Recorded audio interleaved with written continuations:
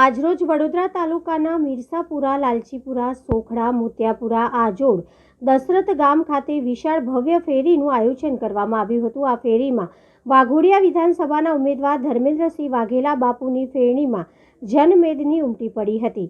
આ ફેરણી પ્રસંગે તાલુકા પંચાયતના પૂર્વ પ્રમુખ સંજયભાઈ પટેલ, જિલ્લા પંચાયત સદસ્ય કિરણભાઈ રાઠોડ, પૂર્વ ધારાસભ્ય દિલુભા ચુડાસમા, તાલુકા પંચાયત કારોબારી ચેરમેન બિરેનભાઈ પટેલ, રસિકભાઈ પ્રજાપતિ, બક્ષીપંચ મોરચાના પ્રમુખ સોખડા ગામના સરપંચ રાજુભાઈ પટેલ, આજોડ ગામના સરપંચ અશોકભાઈ તથા સૌ હોદ્દેદાર મોટી સંખ્યામાં મોદી પરિવાર ઉપસ્થિત રહ્યો હતો।